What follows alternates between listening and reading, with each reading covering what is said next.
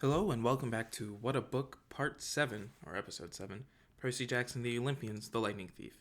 Chapter 18, Annabeth Does Obedience School. We stood in the shadows of Valencia Boulevard, looking up at the gold letters etched in black marble, DOA Recording Studios. Underneath, stenciled on the glass doors, no solicitors, no loitering, no living. It was almost midnight, but the lobby was brightly lit and full of people. Behind the security desk sat a tough-looking guard with sunglasses and an earpiece. I turned to my friends. Okay, you remember the plan? The plan, Grover gulped. Yeah, I love the plan. Annabeth said, What happens if the plan doesn't work? Don't think negative. Right, she said. We're entering the land of the dead, and I shouldn't think negative. I took the pearls out of my pocket, the 3 milky spheres the Nairad had given me in Santa Monica. They didn't seem like much of a backup in case something went wrong. Annabeth put her hand on my shoulder. I'm sorry, Percy. You're right. We'll make it. It'll be fine. She gave Grover a nudge. Oh, right, he chimed in. We've got this far. We'll find the Master Bolt and save your mom. No problem. I looked at them both and felt really grateful. Only a few minutes before, I'd almost gotten them stretched to death on deluxe waterbeds, and now they were trying to be brave for my sake, trying to make me feel better. I slipped the pearls back in my pocket. Let's whip some underworld butt. We walked inside the DOA lobby. Muzak played softly on hidden speakers. The carpet and walls were steel gray. Pencil cactuses grew in the corners like skeleton hands. The furniture was black leather, and every seat was taken. There were people sitting on couches, people standing up, people staring out the windows or waiting for the elevator. Nobody moved, or talked, or did much of anything. Out of the corner of my eye, I could see them all just fine, but if I focused on any one of them in particular, they started looking transparent. I could see right through their bodies. The security guard's desk was a raised podium, so we had to look up at him. He was tall and elegant, with chocolate-colored skin and bleached blonde hair shaved military style. He wore tortoise-shell shades and a silk Italian suit that matched his hair. A black rose was pinned to his lapel under a silver name tag. I read the name tag, then looked at him in bewilderment. Your name is Chiron? He leaned across the desk. I couldn't see anything in his glasses except my own reflection, but his smile was sweet and cold, like a python's, right before it eats you. What a precious young lad. He had a strange accent. British, maybe, but also as if he had learned English as a second language. Tell me, mate, do I look like a centaur? No. Sir, he added smoothly. Sir, I said. He pinched the name tag and ran his finger under the letters. Can you read this, mate? It says C-H-A-R-O-N. Say it with me. Care-on. Charon. Amazing. Now, Mr. Charon. Mr. Charon, I said. Well done, he sat back. I hate being confused with that old horseman. And now, how may I help you, little dead ones?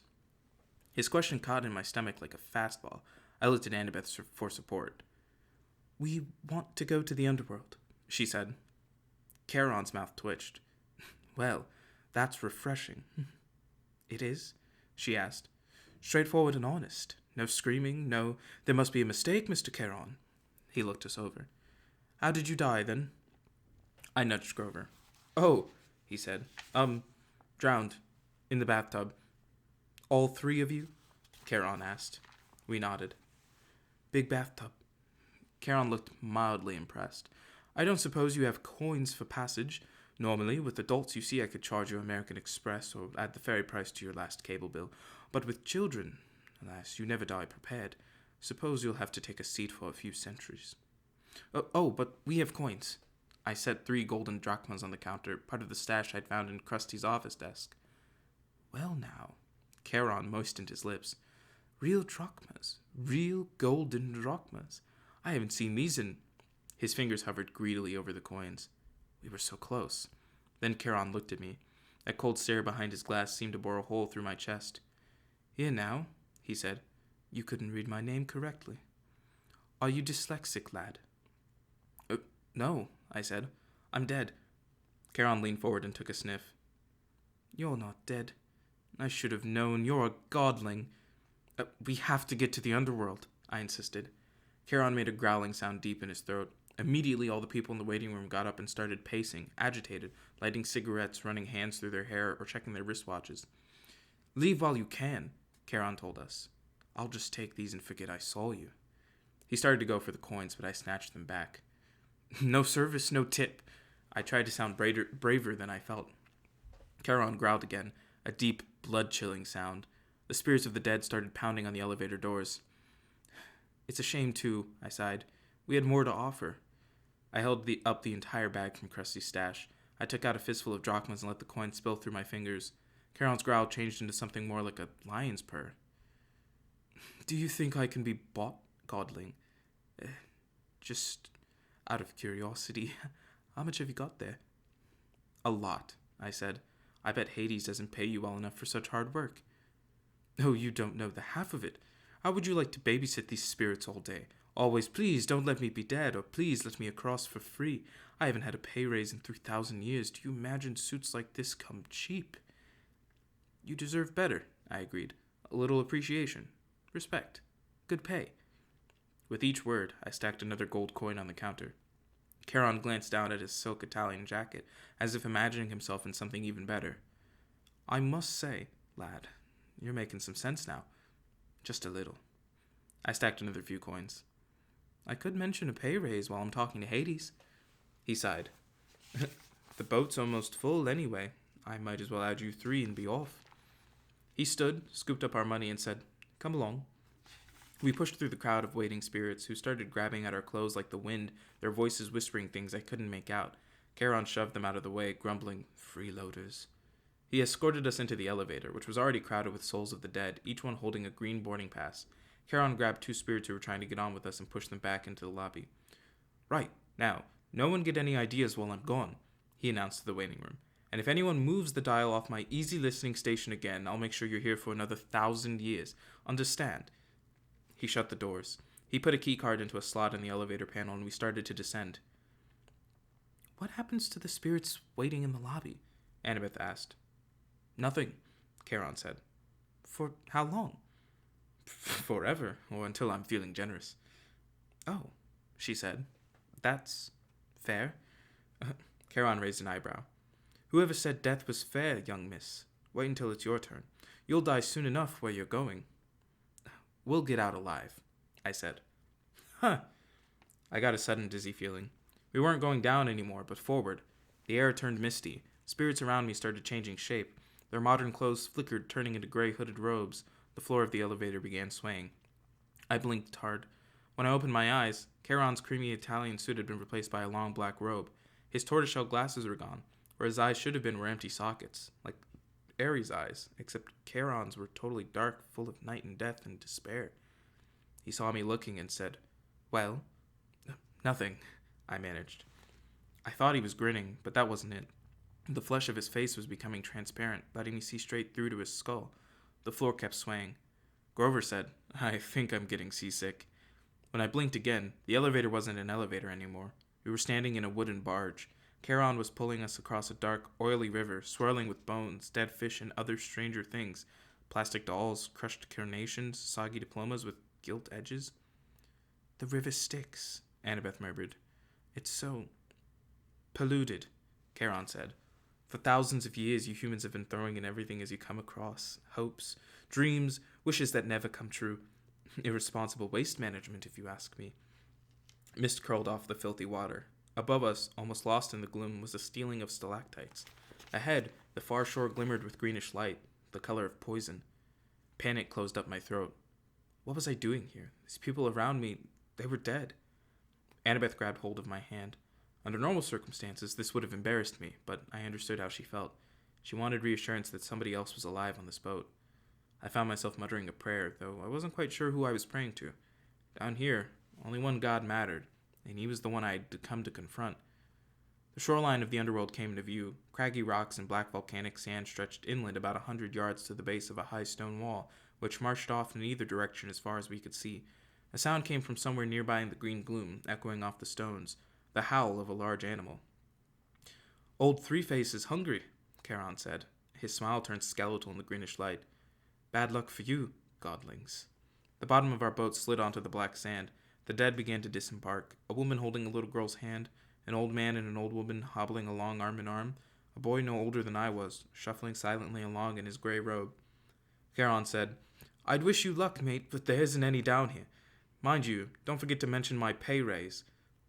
He counted our golden coins into his pouch, then took up his pole. He warbled something that sounded like a Barry Manilow song as he ferried the empty barge back across the river. We followed the spirits up a well-worn path. I'm not sure what I was expecting, pearly gates or a big black portcullis or something, but the entrance to the otherworld looked like a cross between airport security and the Jersey Turnpike. There were 3 separate entrances under one huge black archway that said, "You are now entering Erebus." Each entrance had a pass-through metal detector with security cameras mounted on top. Beyond this were toll booths manned by black-robed ghouls like Charon. The howling of the hungry animals was really loud now, but I couldn't see where it was coming from. The 3-headed dog, Cerberus, who was supposed to guard Hades' door, was nowhere to be seen. The dead queued up into 3 lines, 2 marked attendant on duty and 1 marked easy death. The easy death line was moving right along. The other 2 were crawling. "What do you figure?" I asked Annabeth. "The fast line must go straight to the Asphodel Fields," she said. "No contest. They don't want to risk judgment from the court because it might go against them." "There's a court for dead people?" "Yeah. 3 judges. They switch around who sits on the bench. King Minos, Thomas Jefferson, Shakespeare, people like that. Sometimes they look at a life and decide that person needs a special reward, the Fields of Elysium. Sometimes they decide on punishment, but most importantly, well, they just lived. Nothing special, good or bad, so they go to the Asphodel Fields." "And do what?" Grover said, "Imagine standing in a wheat field in Kansas forever." "Harsh," I said. "Not as harsh as that," Grover muttered. "Look." A couple of black-robed ghouls had pulled aside one spirit and were frisking him at the security desk. The face of the dead man looked vaguely familiar. "He's that preacher who made the news, remember?" Grover asked. "Oh, yeah." I did remember now. We'd seen him on TV a couple of times at the Yancey Academy dorm. He was this annoying televangelist from upstate New York who'd raised millions of dollars for orphanage and then got caught spending the money on stuff for his mansion, like gold-plated toilet seats and an indoor putt-putt golf course. He died in a police chase when his Lamborghini for the Lord went off a cliff. I said, "What are they doing to him?" "Special punishment from Hades," Grover guessed. "The really bad people get his personal attention as soon as they arrive. The kindly ones will set up an eternal torture for him." The thought of the Furies made me shudder. I realized I was in their home territory now. Old Mrs. Dodds would be licking her lips with anticipation. "But if he's a preacher," I said, "and he believes in a different hell," Grover shrugged. "Who says he's seeing this place the way we're seeing it? Humans see what they want to see. You're very stubborn, persistent, that way." We got closer to the gates. The howling was so loud now it shook the ground at my feet, but I still couldn't figure out where it was coming from. Then, about 50 feet in front of us, the green mist shimmered. Standing just where the path split into 3 lanes was an enormous shadowy monster. I hadn't seen it before because it was half transparent, like the dead. Until it moved, it blended with whatever was behind it. Only its eyes and teeth looked solid, and it was staring straight at me. My jaw hung open. All I could think to say was, "He's a Rottweiler." I'd always imagined Cerberus as a big black mastiff, but he was obviously a purebred Rottweiler, except of course that he was twice the size of a woolly mammoth, mostly invisible, and had 3 heads. The dead walked right up to him, no fear at all. The attendant on duty lines parted on either side of him. The easy death spirits walked right between his front paws and under his belly, which they could do without even crouching. "I'm starting to see him better," I muttered. "Why is that?" "I think," Annabeth moistened her lips, "I'm afraid it's because we're getting closer to being dead." The dog's middle head craned toward us. It sniffed the air and growled. "It can smell the living?" I said. "But that's okay," Grover said, trembling next to me, "because we have a plan." "Right," Annabeth said. I never heard her voice sound quite so small. "A plan." We moved toward the monster. The middle head snarled at us, then barked so loud my eyeballs rattled. "Can you understand it?" I asked Grover. "Oh, yeah," he said. "I can understand it." "What's it saying?" "I don't think humans have a 4-letter word that translates exactly." I took the big stick out of my backpack, a bedpost I'd broken off Krusty's Safari Deluxe floor model. I held it up and tried to channel happy dog thoughts towards Cerberus. Alpo commercials, cute little puppies, fire hydrants. I tried to smile like I wasn't about to die. "Hey, big fella," I called up. "I bet they don't play with you much." "Growl." "Good boy," I said weakly. I waved the stick. The dog's middle head followed the movement. The other 2 heads trained their eyes on me, completely ignoring the spirits. I had Cerberus's undivided attention. I wasn't sure that was a good thing. "Fetch!" I threw the stick into the gloom, a good solid throw. I heard it go kersploosh in the river Styx. Cerberus glared at me, unimpressed. His eyes were baleful and cold. So much for the plan. Cerberus was now making a new kind of growl, deeper down in his three throats. Grover said. Percy? Yeah. I just thought you'd want to know. Yeah. Cerberus? He's saying we've got 10 seconds to pray to the god of our choice. After that, well, he's hungry. Wait, Annabeth said. She started rifling through her pack. Uh-oh, I thought. 5 seconds, Grover said. Do we run now? Annabeth produced a red rubber ball the size of a grapefruit. It was labeled Waterland Denver Company. Before I could stop her, she raised the ball and marched straight up to Cerberus. She shouted, See the ball? You want the ball, Cerberus? Sit. Cerberus looked as stunned as we were. All three of his heads cocked sideways, 6 nostrils dilated. Sit, Annabeth called again. I was sure that any moment she would become the world's largest milk-bone dog biscuit. But instead, Cerberus licked his 3 sets of lips, shifted on his haunches, and sat, immediately crushing a dozen spirits who'd been passing underneath him in the easy death line. The spirits made muffled hisses as they dissipated, like the air let out of tires. Annabeth said, Good boy. She threw Cerberus the ball. He caught it in his middle mouth. It was barely big enough for him to chew, and the other head started snapping at the middle, trying to get the new toy. Drop it, Annabeth ordered. Cerberus's head stopped fighting and looked at her. The ball was wedged between the two of his teeth like a tiny piece of gum. He made a loud, scary whimper, then dropped the ball, now slimy and bitten nearly in half, at Annabelle's feet. Good boy. She picked up the ball, ignoring the monster spit all over it. She turned toward us. Go, now. Easy death line. It's faster. I said, But now, she ordered, in the same tone she was using on the dog. Grover and I inched forward warily. Cerberus started to growl. Stay, Annabeth ordered the monster. If you want the ball, stay. Cerberus whimpered, but he stayed where he was. What about you? I asked Annabeth as we passed her.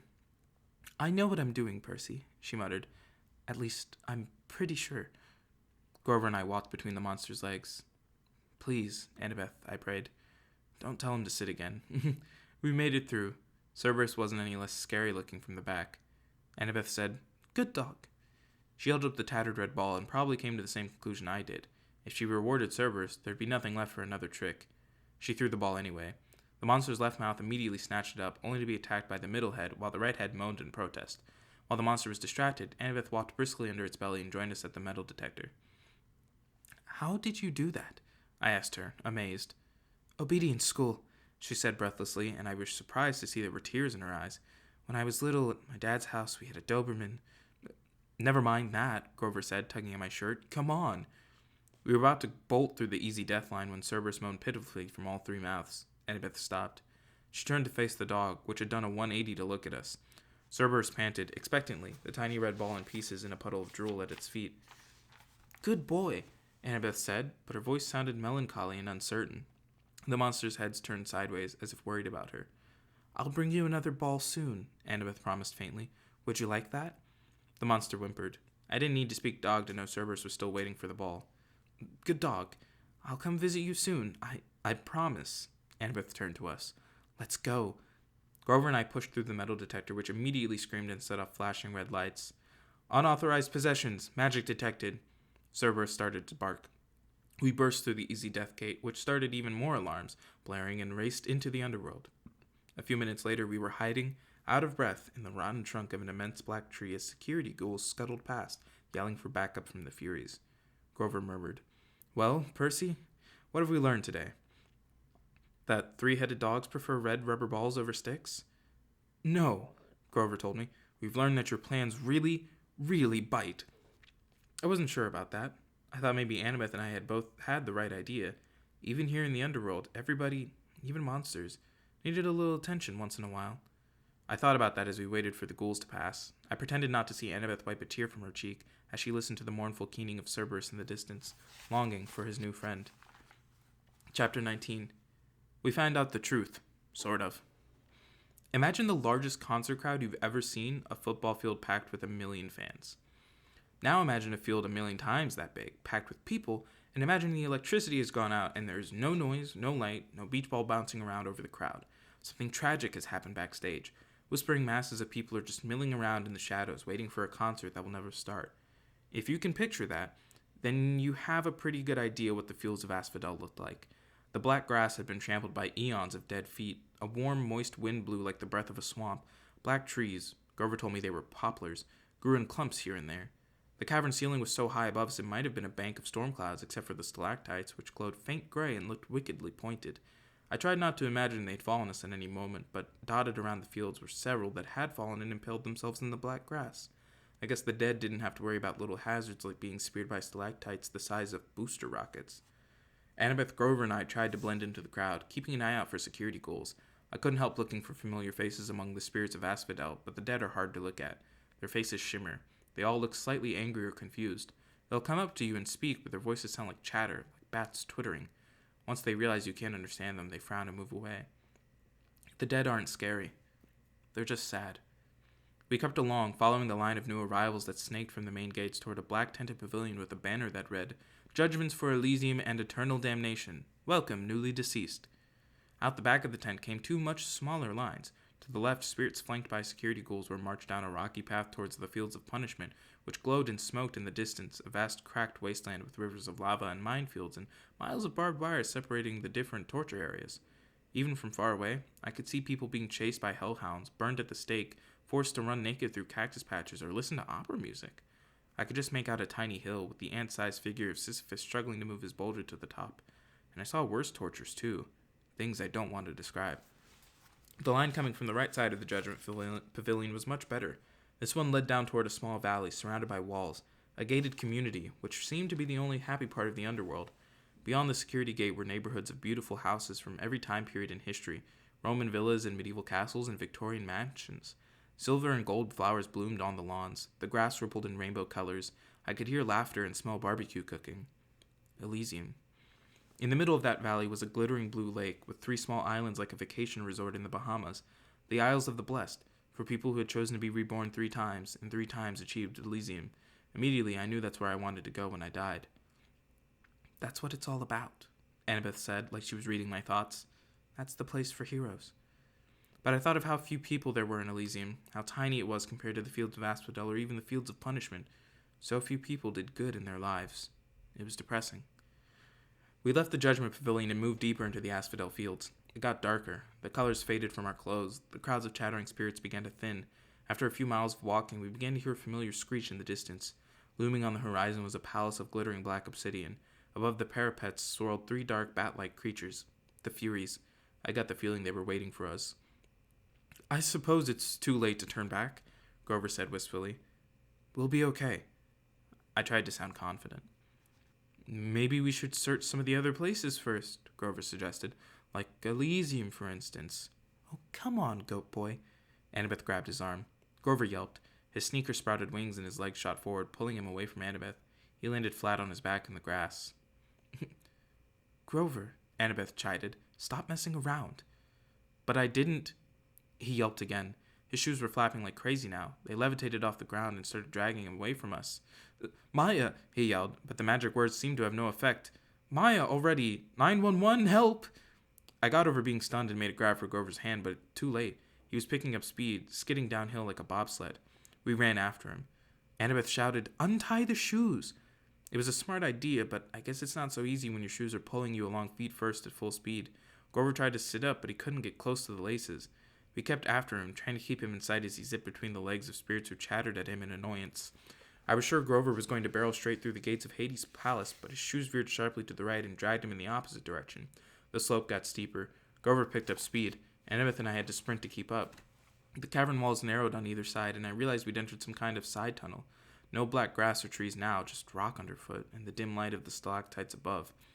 "Grover," I yelled, my voice echoing, "hold on to something." "What?" he yelled back. He was grabbing at gravel, but there was nothing big enough to slow him down. The tunnel got darker and colder. The hairs on my arms bristled. It smelled evil down here. It made me think of things I shouldn't even know about. Blood spilled on an ancient stone altar, the foul breath of a murderer. Then I saw what was ahead of us, and I stopped dead in my tracks. The tunnel widened into a huge dark cavern, and in the middle was a chasm the size of a city block. Grover was sliding straight toward the edge. "Come on, Percy," Annabeth yelled, tugging at my wrist. "But that's—" "I know," she shouted. "The place you described in your dream, but Grover's going to fall if we don't catch him." She was right, of course. Grover's predicament got me moving again. He was yelling, clawing at the ground, but the winged shoes kept dragging him toward the pit, and it didn't look like we could possibly get to him in town. What saved him were his hooves. The flying sneakers had always been a loose fit on him, and finally Grover hit a big rock and the left shoe came flying off. It sped into the darkness, down into the chasm. The right shoe kept tugging him along, but not as fast. Grover was able to slow himself down by grabbing onto the big rock and using it like an anchor. He was 10 feet from the edge of the pit when we caught him and hauled him back up the slope. The other winged shoe tugged itself off, circled around us angrily, and kicked our heads in protest before flying off into the chasm to join its twin. We all collapsed, exhausted, on the obsidian gravel. My limbs felt like lead. Even my backpack seemed heavier, as if somebody had filled it with rocks. Grover was scratched up pretty bad. His hands were bleeding. His eyes had gone slit-pupiled, goat-style, the way they did whenever he was terrified. "I don't know how," he panted. "I didn't—" "Wait," I said. "Listen." I heard something, a deep whisper in the darkness. Another few seconds, and Annabeth said, "Percy, this place—" "Shh." I stood. The sound was getting louder. A muttering, evil voice from far, far below us, coming from the pit. Grover sat up. What's that noise? Annabeth heard it too now. I could see it in her eyes.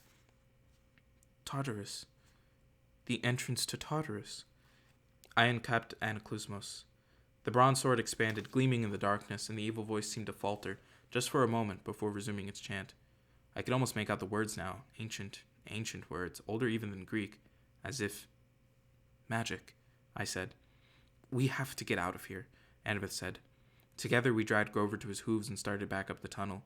My legs wouldn't move fast enough. My backpack weighed me down. The voice got louder and angrier behind us, and we broke into a run. Not a moment too soon. A cold blast of wind pulled at our backs, as if the entire pit were inhaling. For a terrifying moment, I lost ground, my feet slipping in the gravel. If we'd been any closer to the edge, we would have been sucked in. We kept struggling forward and finally reached the top of the tunnel, where the cavern widened out into the fields of asphodel. The wind died. A wail of outrage echoed from deep in the tunnel. Something was not happy we'd gotten away. "What was that?" Grover panted when we collapsed in the relative safety of a black poplar grove. "One of Hades' pets?" Annabeth and I looked at each other. I could tell she was nursing an idea, probably the same one she'd gotten during the taxi ride to L.A., but she was too scared to share it. That was enough to terrify me. I capped my sword, but put the pen back in my pocket. "Let's keep going," I looked at Grover. "Can you walk?" He swallowed. "Yeah, sure. I never liked those shoes anyway." He tried to sound brave about it, but he was trembling as badly as Annabeth and I were. Whatever was in that pit was nobody's pet. It was unspeakably old and powerful. Even Echidna hadn't given me that feeling. I was almost relieved to turn my back on that tunnel and head toward the palace of Hades. Almost. The Furies circled the parapets, high in the gloom. The outer walls of the fortress glittered black, and the 2-story tall bronze gates stood wide open. Up close, I saw that the engravings on the gates were scenes of death. Some were from modern times, an atomic bomb exploding over a city, a trench filled with gas mask-wearing soldiers, a line of African famine victims waiting with empty bowls, but all of them looked as if they'd been etched into the bronze thousands of years ago. I wondered if I was looking at prophecies that had come true. Inside the courtyard was the strangest garden I'd ever seen. Multicolored mushrooms, poisonous shrubs, and weird luminous plants grew without sunlight. Precious jewels made up for the lack of flowers, piles of rubies as big as my fist, clumps of raw diamonds, standing here and there like frozen party guests from Medusa's garden statues, petrified children, satyrs, and centaurs, all smiling grotesquely. In the center of the garden was an orchid of pomegranate trees, their orange blooms neon bright in the dark. "The Garden of Persephone," Annabeth said. "Keep walking." I understood why she wanted to move on. The tart smell of those pomegranates was almost overwhelming. I had a sudden desire to eat them, but then I remembered the story of Persephone. One bite of underworld food and we would never be able to leave. I pulled Grover away to keep him from picking a big juicy one. We walked up the steps of the palace, between black columns, through a black marble portico, and into the house of Hades. The entry hall had polished bronze floor, which seemed to boil in the reflected torchlight. There was no ceiling, just the cavern roof far above. I guess I never had to worry about rain down here. Every side doorway was guarded by a skeleton in military gear. Some wore Greek armor, some British redcoat uniforms, some camouflaged with tattered American flags on the shoulders. They carried spears or muskets or M16s.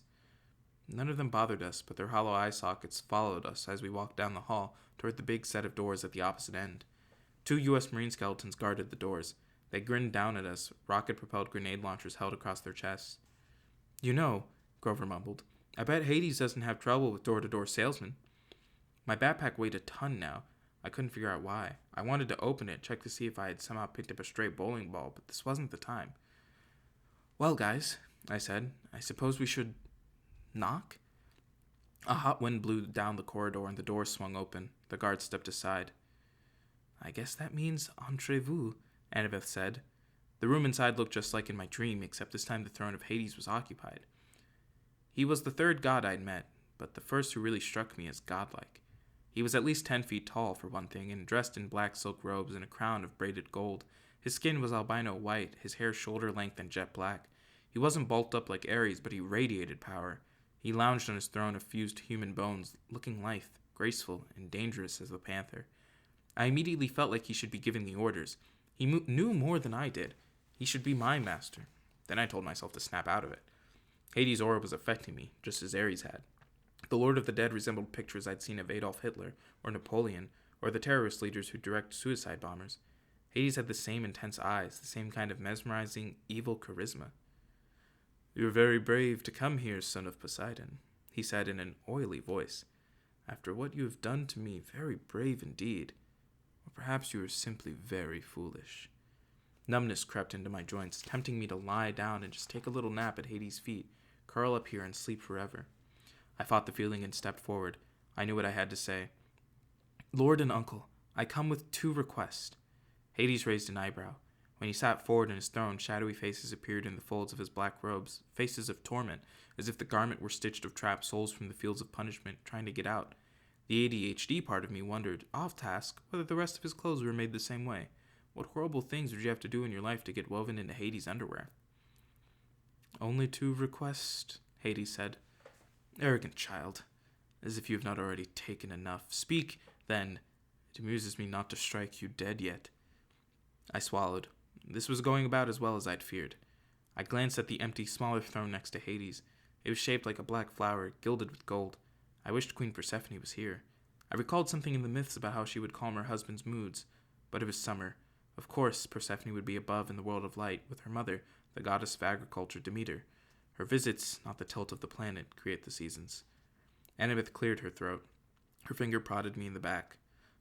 "Lord Hades," I said. "Look, sir, there can't be a war among the gods. It would be bad.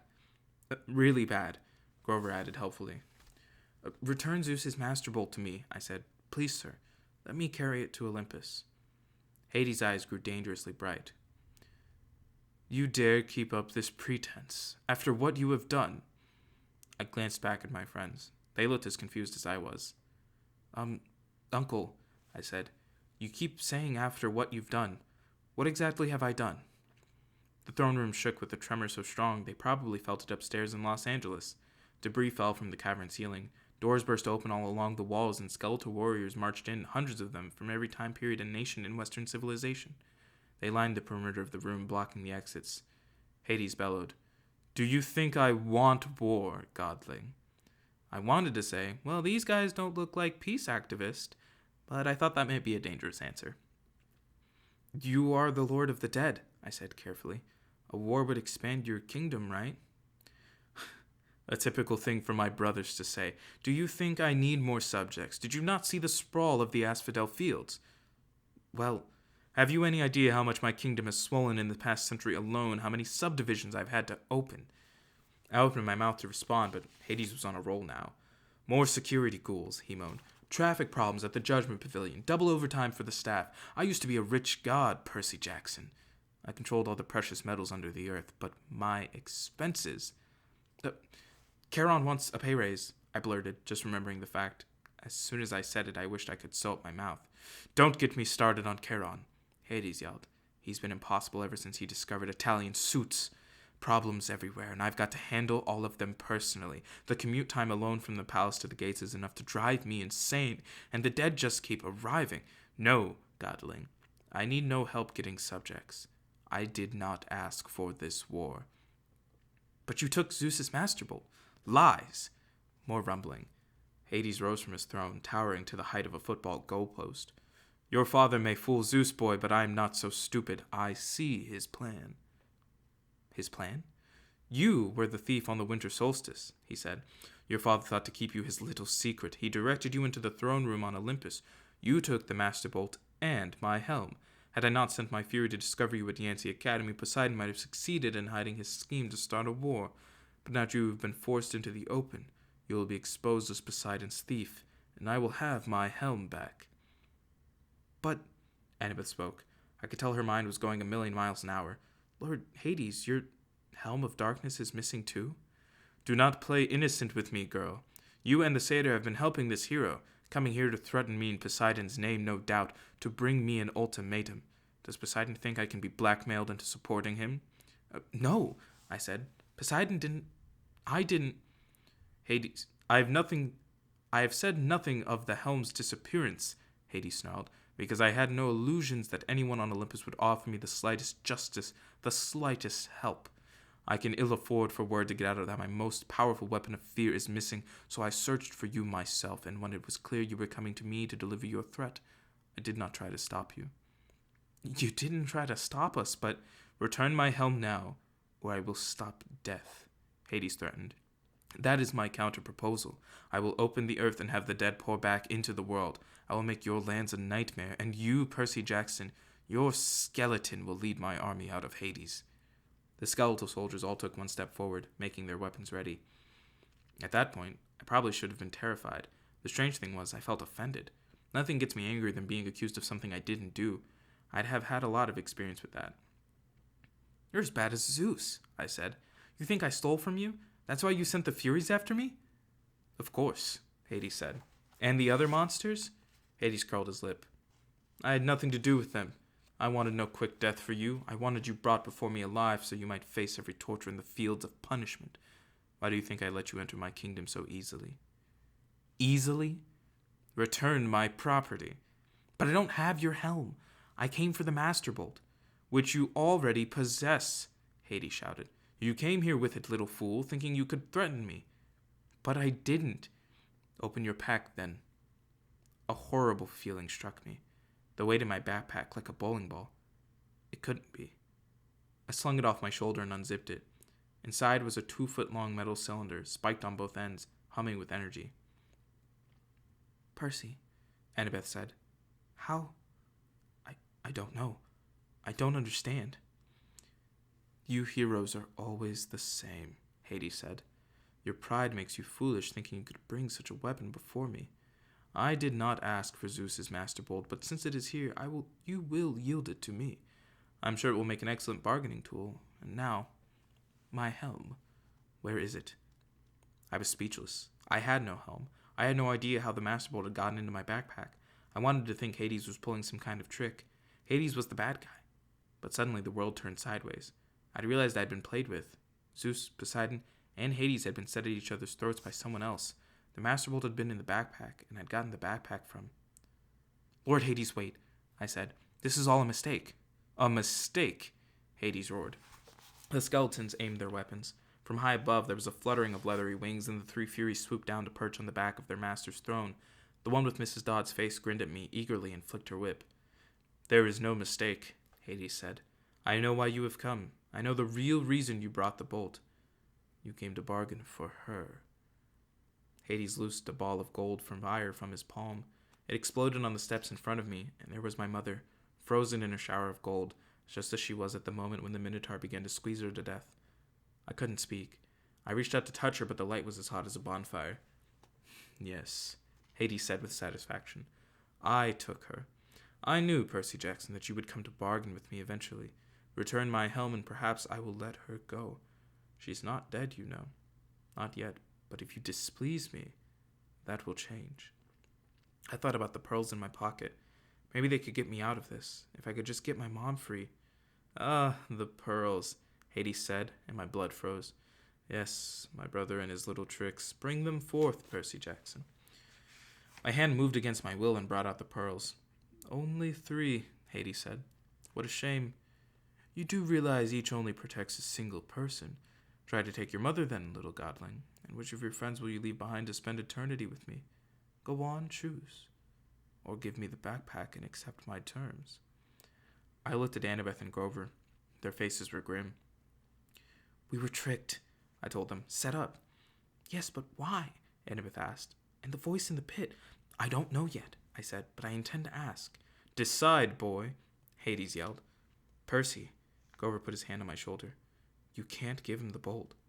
I know that. Leave me here, he said. Use the third pearl on your mom. No, I'm a satyr, Grover said. We don't have souls like humans do. He can torture me until I die, but he won't get me forever. I'll just be reincarnated as a flower or something. It's the best way. No. Annabeth drew her bronze knife. You two go on. Grover, you have to protect Percy. You have to get your searcher's license and start your quest for Pan. Get his mom out of here. I'll cover you. I plan to go down fighting. No way, Grover said. I'm staying behind. Think again, goat boy, Annabeth said. Stop it, both of you. I felt like my heart was being ripped in two. They had both been with me through so much. I remembered Grover dive-bombing Medusa in the statue garden, and Annabeth saving us from Cerberus. We'd survived Festus's Waterland ride, the St. Louis Arch, the Lotus Casino. I'd spent thousands of miles worried that I'd be betrayed by a friend, but these friends would never do that. They had done nothing but save me over and over, and now they wanted to sacrifice their lives for my mom. I know what to do, I said. Take these. I handed them each a pearl. Annabeth said, But Percy. I turned and faced my mother. I desperately wanted to sacrifice myself and use the last pearl on her, but I knew what she would say. She would never allow it. I had to get the bolt back to Olympus and tell Zeus the truth. I had to stop the war. She would never forgive me if I saved her instead. I thought about the prophecy made at Half-Blood Hill, what seemed like 1,000,000 years ago. You will fail to save what matters most in the end. I'm sorry, I told her. I'll be back. I'll find a way. The smug look on Hades' face faded.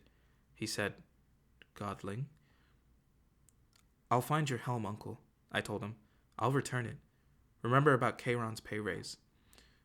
Do not defy me, and it wouldn't hurt to play with Cerberus once in a while. He likes red rubber balls. Percy Jackson, you will not, I shouted. Now, guys. We smashed the pearls at our feet. For a scary moment, nothing happened. Hades yelled, Destroy them! The army of skeletons rushed forward, swords out, guns clicking to full automatic. The Furies lunged, their whips bursting into flame. Just as the skeletons opened fire, the pearl fragments at my feet exploded with a burst of green light and a gust of fresh sea wind. I was encased in a milky white sphere, which was starting to float off the ground. Annabeth and Grover were right behind me. Spears and bullets sparked harmlessly off the pearl bubbles as we floated up.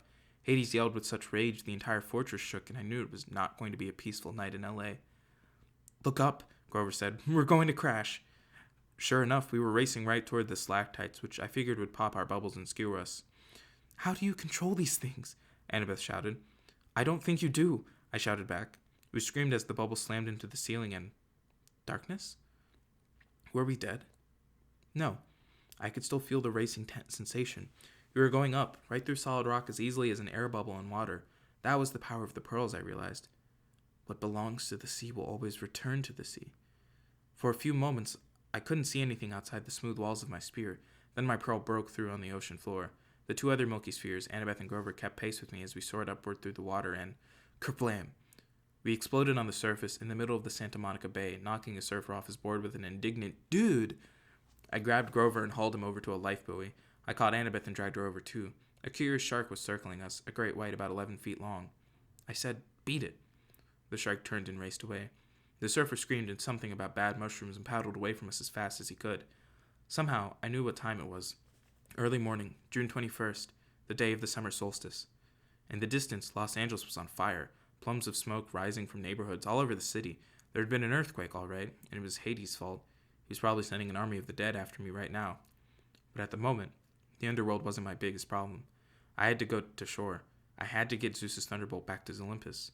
Most of all, I had to have a serious conversation with the god who tricked me. Chapter 20. I battle my jerk relative. A Coast Guard boat picked us up, but they were too busy to keep us for long, or to wonder how 3 kids in street clothes had gotten out into the middle of the bay. There was a disaster to mop up. The radios were jammed with distress calls.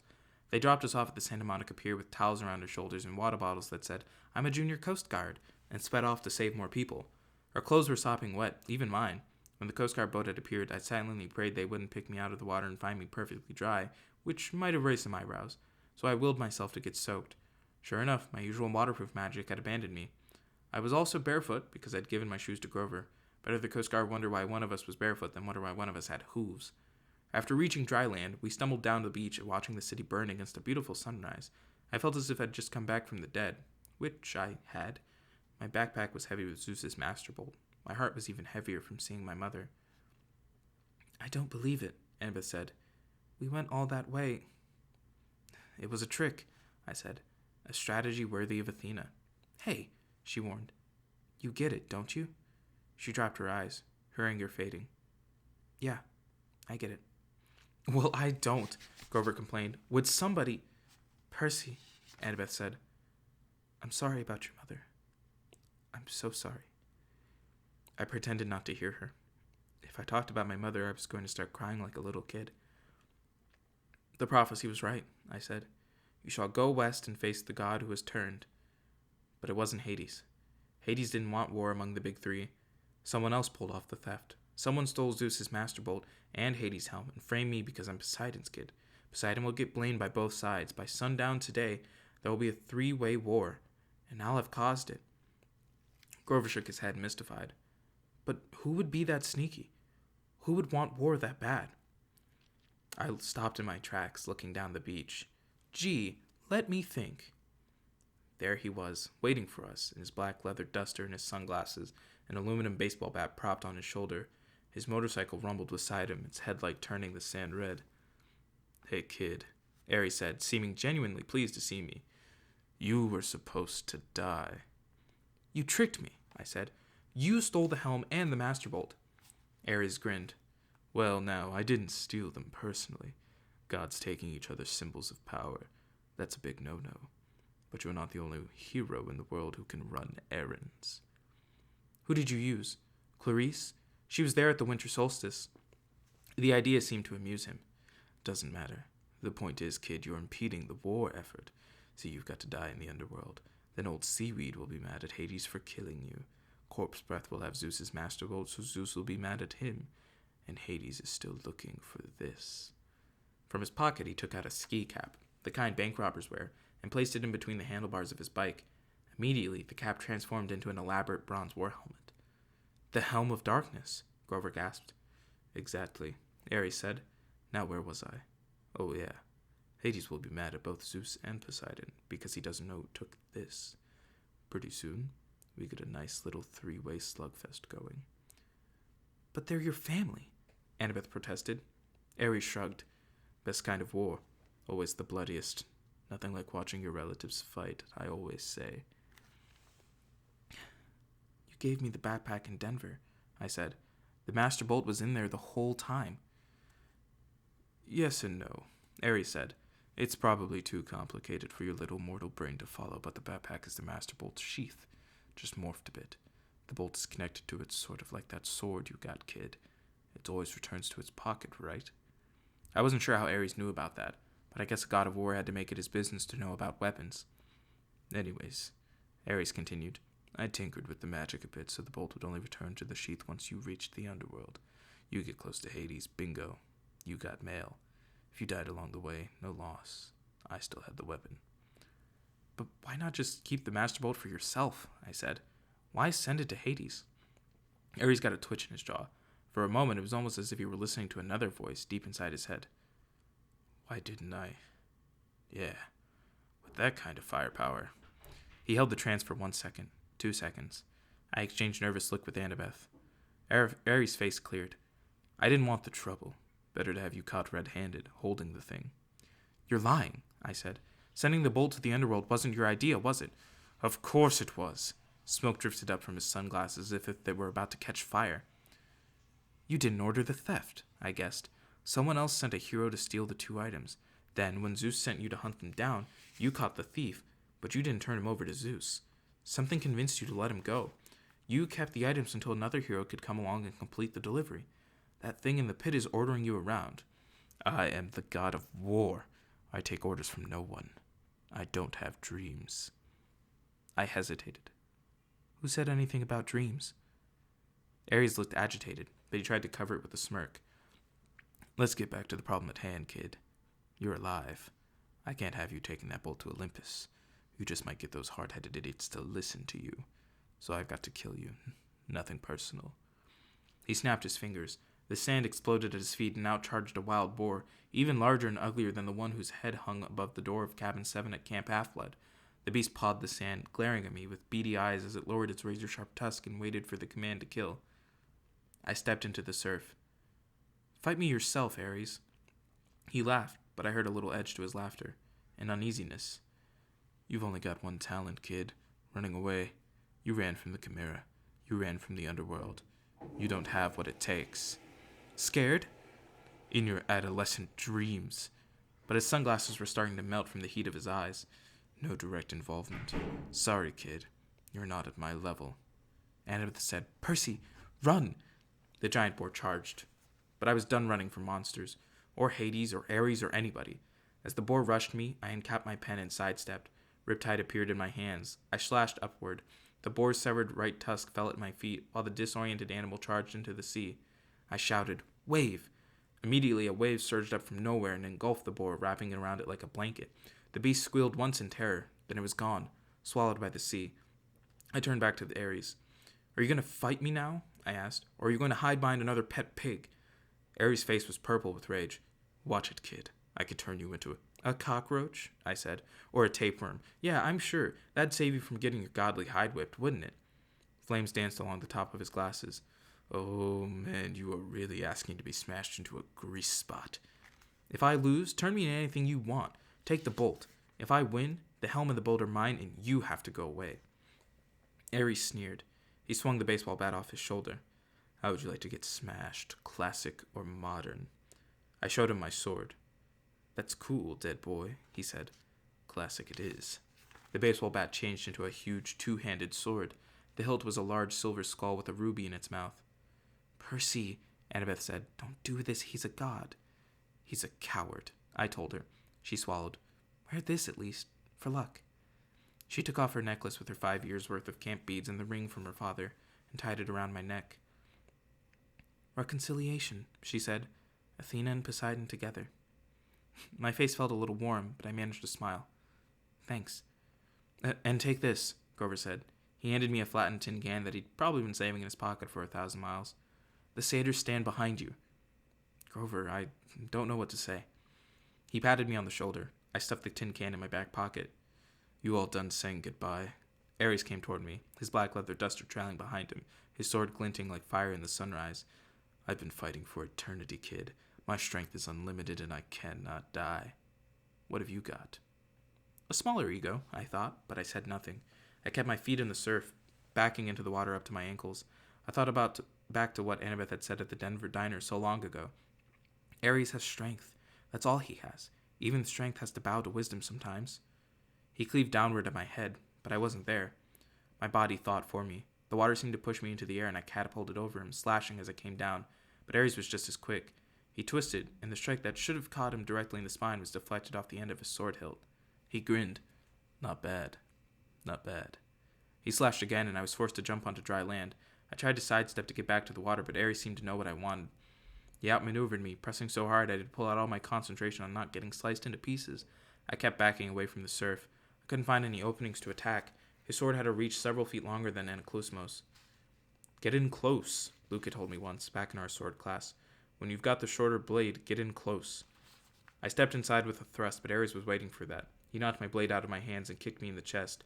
I went airborne, 20, maybe 30 feet. I should have broken my back if I hadn't crashed onto the soft sand of a dune. "Percy!" Annabeth yelled. "Cops!" I was seeing double. My chest felt like it had just been hit with a battering ram, but I managed to get to my feet. I couldn't look away from Ares for fear he'd slice me in half, but out of the corner of my eye I saw red lights flashing on the shoreline boulevard. Car doors were slamming. "There, officer," somebody yelled. "See?" A gruff cop voice. "Looks like that kid on TV." "What the heck?" "That guy's armed," another cop yelled. "Call for backup." I rolled to one side as Ares' blade slashed the sand. I ran for my sword, scooped it up, and launched a swipe at Ares' face, only to find my blade deflected again. Ares seemed to know exactly what I was going to do the moment before I did it. I stepped back toward the surf, forcing him to follow. "Admit it, kid," Ares said. "You've got no hope. I'm just toying with you." My senses were working overtime. I now understood what Annabeth had said about ADHD keeping you alive in battle. I was wide awake, noticing every little detail. I could see where Ares was tensing. I could tell which way he would strike. At the same time, I was aware of Annabeth and Grover 30 feet to my left. I saw a second cop car pulling up, siren wailing. Spectators, people who had been wandering the streets because of the earthquake, were starting to gather. Among the crowd, I thought I saw a few who were walking with the strange, trotting gait of disguised satyrs. They were shimmering forms of spirits, too, as if the dead had risen from Hades to watch the battle. I heard the flap of leathery wings circling somewhere above. More sirens. I stepped further into the water, but Ares was fast. The tip of his blade ripped my sleeve and grazed my forearm. A police voice on a megaphone said, "Drop the guns! Set them on the ground, now!" Guns? I looked at Ares' weapon, and it seemed to be flickering. Sometimes it looked like a shotgun, sometimes a two-handed sword. I didn't know what the humans were seeing in my hands, but I was pretty sure it wouldn't make them like me. Ares turned to glare at our spectators, which gave me a moment to breathe. There were 5 police cars now, and a line of officers crouching behind them, pistols trained on us. "This is a private matter," Ares bellowed. "Be gone." He swept his hand, and a wall of red flame rolled across the patrol cars. The police barely had time to dive for cover before their vehicles exploded. The crowd behind them scattered, screaming. Ares roared with laughter. "Now, little hero, let's add you to the barbecue." He slashed. I deflected his blade. I got close enough to strike, tried to fake him out with a feint, but my blow was knocked aside. The waves were hitting me in the back now. Ares was up to his thighs, wading in after me. I felt the rhythm of the sea, the waves growing larger as the tide rolled in. Suddenly I had an idea.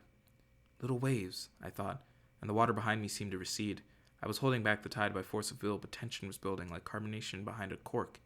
Ares came toward, grinning confidently. I lowered my blade as if I were too exhausted to go on. "Wait for it," I told the sea. The pressure now was almost lifting me off my feet. Ares raised his sword. I released the tide and jumped, rocking straight over Ares on a wave. A 6-foot wall of water smashed him full in the face, leaving him cursing and sputtering with a mouthful of seaweed. I landed behind him with a splash and feinted toward his head as I'd done before. He turned in time to raise his sword, but this time he was disoriented. He didn't anticipate the trick. I changed direction, lunged to the side, and stabbed Riptide straight down into the water, sending the point through the god's heel. The roar that followed made Hades' earthquake look like a minor event. The very sea was blasted back from Ares, leaving a wet circle of sand 50 feet wide. Ichor, the golden blood of the gods, flowed from a gash in the war god's boot. The expression on his face was beyond hatred. It was pain, shock, complete disbelief that he'd been wounded. He limped toward me, muttering ancient Greek curses. Something stopped him. It was as if a cloud covered the sun, but worse. Light faded. Sound and color drained away. A cold, heavy presence passed over the beach, slowing time, dropping the temperature to freezing, and making me feel like life was hopeless. Fighting was useless. The darkness lifted. Ares looked stunned. Police cars were burning behind us. The crowd of spectators had fled. Annabeth and Grover had stood on the beach in shock, watching the water flood back around Ares' feet, his glowing golden ichor dissipating in the tide. Ares lowered his sword. "You have made an enemy, godling," he told me. "You have sealed your fate. Every time you raise your blade in battle, every time you hope for success, you will feel my curse. Beware, Perseus Jackson. Beware." His body began to glow. "Percy!" Annabeth shouted. "Don't watch!" I turned away as the god Ares revealed his true immortal form. I somehow knew that if I looked, I would disintegrate into ashes. The light died. I looked back. Ares was gone. The tide rolled out to reveal Hades' bronze helm of darkness. I picked it up and walked toward my friends. But before I got there, I heard the flapping of leathery wings. 3 evil-looking grandmothers with lace hats and fiery whips drifted down from the sky and landed in front of me. The middle Fury, the one who had been Mrs. Dodds, stepped forward. Her fangs were bared, but for once she didn't look threatening. She looked more disappointed, as if she had been planning to have me for supper, but had decided I might give her indigestion. "We saw the whole thing," she hissed. "So, it truly was not you." I tossed her the helmet, which she caught in surprise. "Return that to Lord Hades," I said. "Tell him the truth. Tell him to call off the war." She hesitated, then ran a forked tongue over her green leathery lips. "Live well, Percy Jackson. Become a true hero. Because if you do not, if you ever come into my clutches again..." She cackled, savoring the idea. Then she and her sisters rose on their bat wings, fluttered into the smoke-filled sky, and disappeared. I joined Grover and Annabeth, who were staring at me in amazement. "Percy," Grover said. "That was so incredibly terrifying," said Annabeth. "Cool," Grover corrected. I didn't feel terrified. I certainly didn't feel cool. I was tired and sore and completely drained of energy. "Did you guys feel that? Whatever that was?" I asked. They both nodded uneasily. "Must have been the Furies overhead," Grover said. But I wasn't so sure. Something had stopped Ares from killing me, and whatever could do that was a lot stronger than the Furies. I looked at Annabeth, and an understanding passed between us. I knew now what was in that pit, what had spoken from the entrance of Tartarus. I reclaimed my backpack from Grover and looked inside. The Master Bolt was still there. Such a small thing to almost cause World War III. We have to get back to New York, I said. By tonight. That's impossible, Annabeth said. Unless we fly, I agreed. She stared at me. Fly, like in an airplane, which you were warned never to do lest Zeus strike you out of the sky, and carrying a weapon that has more destructive power than a nuclear bomb. Yeah, I said. Pretty much exactly like that. Come on. Chapter 21. I settle my tab. It's funny how humans can wrap their mind around things and fit them into their version of reality. Chiron had told me that long ago. As usual, I didn't appreciate his wisdom until much later. According to the LA News, the explosion at the Santa Monica beach had been caused when a crazy kidnapper fired a shotgun at a police car. He accidentally hit a gas main that had ruptured during the earthquake. This crazy kidnapper, aka Ares, was the same man who had abducted me and 2 other adolescents in New York and brought us across country on a 10-day odyssey of terror. Poor little Percy Jackson wasn't an international criminal after all. He'd caused a commotion on that Greyhound bus in New Jersey trying to get away from his captor, and afterward, witnesses would even swear they had seen the leather-clad man on the bus. Why didn't I remember him before?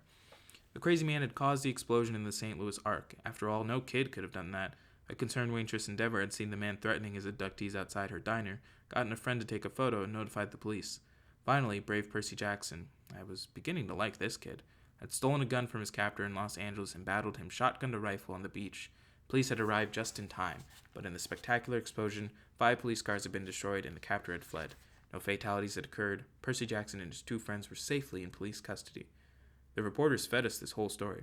We just nodded and acted tearful and exhausted, which wasn't hard, and played victimized kids for the cameras. All I want, I said, choking back my tears, is to see my loving stepfather again. Every time I saw him on TV calling me a delinquent punk, I knew, somehow, we would be okay. And I know he'll want to reward each and every person in this beautiful city of Los Angeles with a free major appliance from his store. Here's the phone number.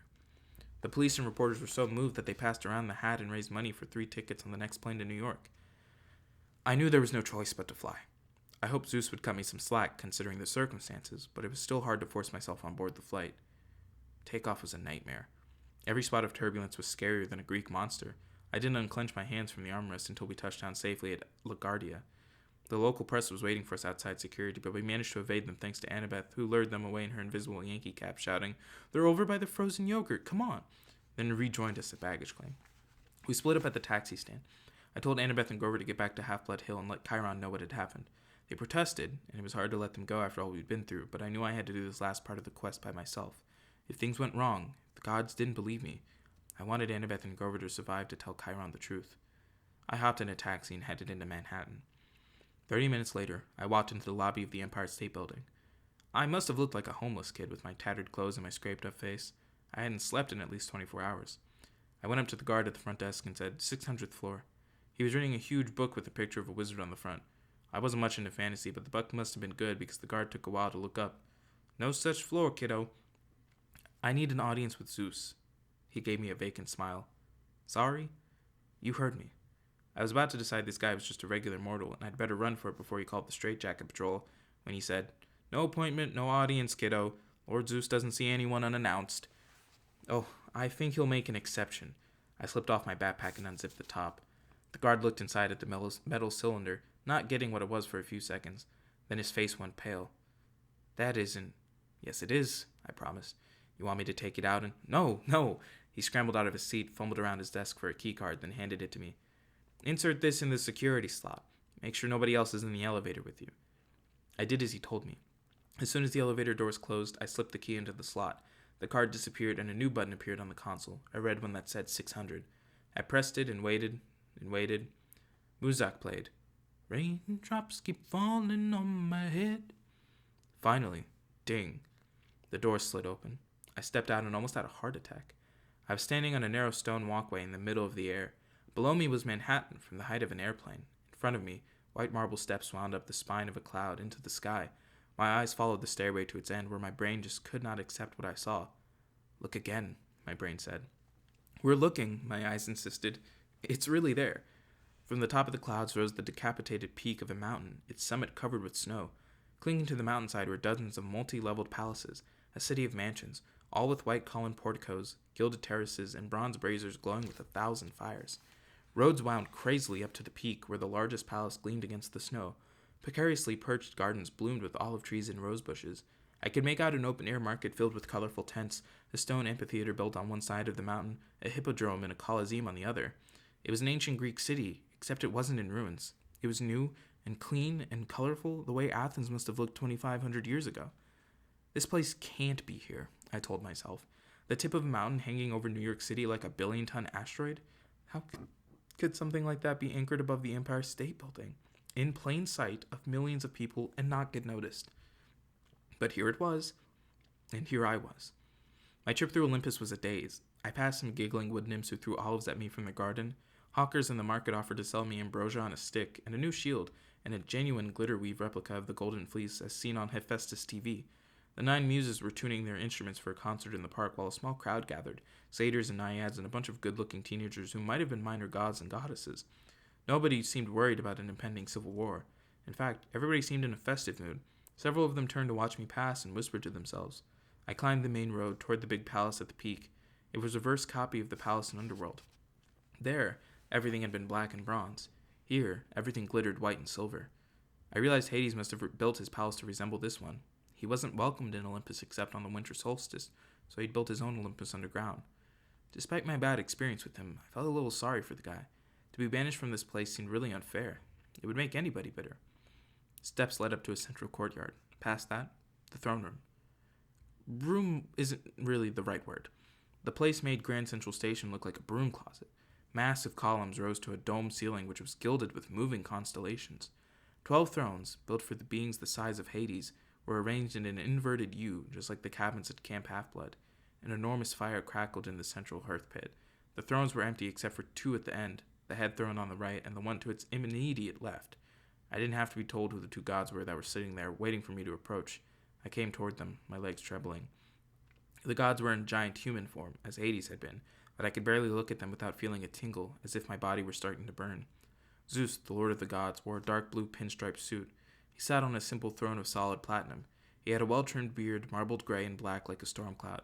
His face was proud and handsome and grim, his eyes rainy gray. As I got nearer to him, the air crackled and smelled of ozone. The god sitting next to him was his brother, without a doubt, but he was dressed very differently. He reminded me of a beachcomber from Key West. He wore leather sandals, khaki Bermuda shorts, and a Tommy Bahama shirt with coconuts and parrots all over it. His skin was deeply tanned, his hands scarred like an old-time fisherman's. His hair was black like mine. His face had that same brooding look that had always gotten me branded a rebel, but his eyes, sea green like mine, were surrounded by sun crinkles that told me he smiled a lot too. His throne was a deep-sea fisherman's chair. It was the simple swiveling kind, with black leather seat and a built-in holster for a fishing pole. Instead of a pole, the holster held a bronze trident, flickering with green light around the tips. The gods weren't moving or speaking, but there was tension in the air, as if they'd just finished an argument. I approached the fisherman's throne and knelt at his feet. "Father." I dared not look up. My heart was racing. I could feel the energy emanating from the 2 gods. If I said the wrong thing, I had no doubt they could blast me to dust. To my left, Zeus spoke. "Should you not address the master of the house first, boy?" I kept my head down and waited. "Peace, brother," Poseidon finally said. His voice stirred my oldest memories. That warm glow I remembered as a baby, the sensation of this god's hand on my forehead. "This boy defers to his father. This is only right." "You still claim him, then?" Zeus asked menacingly. "You claim this child whom you sired against our sacred oath?" "I have admitted my wrongdoing," Poseidon said. Now I would hear him speak. Wrongdoing. A lump welled up in my throat. Was that all I was? A wrongdoing? The result of a god's mistake? "I have spared him once already," Zeus grumbled, "daring to fly through my domain. Pah! I should have blasted him out of the sky for his impudence." "And risk destroying your own master, Bolt?" Poseidon asked calmly. "Let us hear him out, brother." Zeus grumbled some more. "I shall listen," he decided. "Then I shall make up my own mind whether or not to cast this boy down from Olympus." "Perseus," Poseidon said, "look at me." I did, and I wasn't sure what I saw on his face. There was no clear sign of love or approval, nothing to encourage me. It was like looking at the ocean. Some days you could tell what mood it was in. Most days, though, it was unreadable, mysterious. I got the feeling Poseidon really didn't know what to think of me. He didn't know whether he was happy to have me as a son or not. In a strange way, I was glad that Poseidon was so distant. If he tried to apologize or told me he loved me or even smiled, it would have felt fake, like a human dad making some lame excuse for not being around. I could live with that. After all, I wasn't sure about him yet either. "Address Lord Zeus, boy," Poseidon told me. "Tell him your story." So I told Zeus everything, just as it had happened. I took out the metal cylinder, which began sparking in the sky god's presence, and laid it at his feet. There was a long silence, broken only by the crackle of the hearth fire. Zeus opened his palm. The lightning bolt flew into it. As he closed his fist, the metallic points flared with electricity until he was holding what looked more like the classic thunderbolt, a 20-foot javelin of arcing, hissing energy that made the hairs on my scalp rise. "I sense the boy tells the truth," Zeus muttered. "But that Ares would do such a thing, it is most unlike him." "He is proud and impulsive," Poseidon said. "It runs in the family." "Lord," I asked. They both said, "Yes." "Ares didn't act alone. Something else, came up with the idea." I described my dreams and the feeling I had had on the beach, that momentary breath of evil that had seemed to stop the world and made Ares back off from killing me. "In the dreams," I said, "the voice told me to bring the bolt to the underworld. Ares hinted that he'd been having dreams too. I think he was being used, just as I was, to start a war." "You are accusing Hades after all?" Zeus asked. "No," I said. "I mean, Lord Zeus, I've been in the presence of Hades. This feeling on the beach was different. It was the same thing I felt when I got close to that pit. That was the entrance to Tartarus, wasn't it? Something powerful and evil is stirring down there, something even older than the gods." Poseidon and Zeus looked at each other. They had a quick, intense discussion in ancient Greek. I only caught one word. "Father." Poseidon made some kind of suggestion, but Zeus cut him off. Poseidon tried to argue. Zeus held up his hand angrily. "We will speak of this no more," Zeus said. "I must go personally to purify this thunderbolt in the waters of Lemnos, to remove the human taint from its metal." He rose and looked at me. His expression softened just a fraction of a degree. "You've done me a service, boy. Few heroes could have accomplished as much." "I had help, sir," I said. "Grover Underwood and Annabeth Chase. To show you my thanks, I shall spare your life. I do not trust you, Perseus Jackson. I do not like what your arrival means for the future of Olympus. But for the sake of peace in the family, I shall let you live." Thank you, sir. Do not presume to fly again. Do not let me find you here when I return. Otherwise you shall taste this bolt, and it shall be your last sensation." Thunder shook the palace. With a blinding flash of lightning, Zeus was gone. I was alone in the throne room with my father. "Your uncle," Poseidon sighed, "has always had a flair for dramatic exits. I think he would have done well as the god of theater." An uncomfortable silence.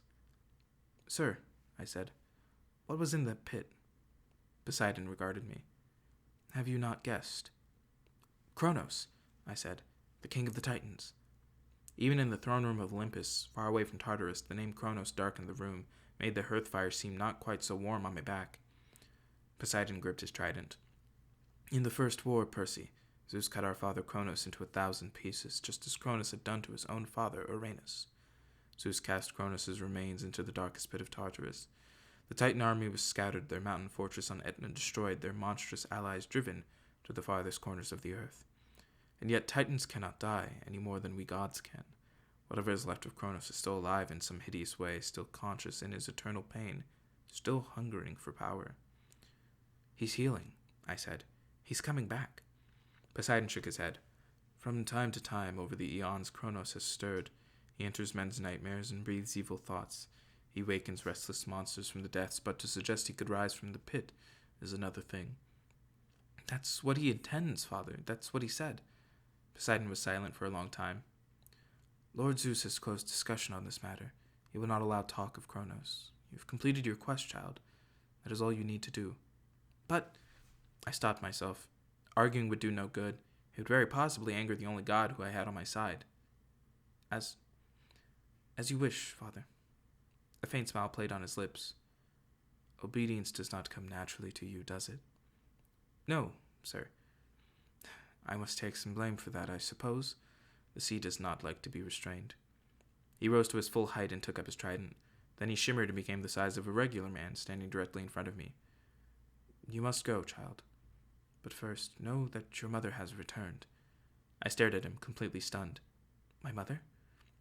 "You will find her at home. Hades sent her when you recovered his helm. Even the Lord of Death pays his debts." My heart was pounding. I couldn't believe it. Would you...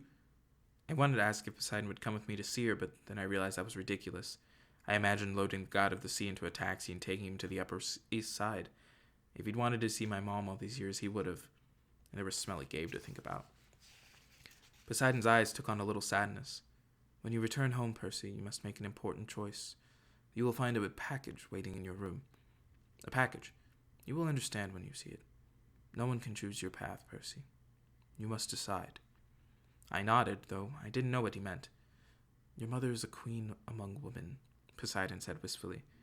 I had not met such a mortal woman in 1,000 years. Still, I am sorry you were born, child.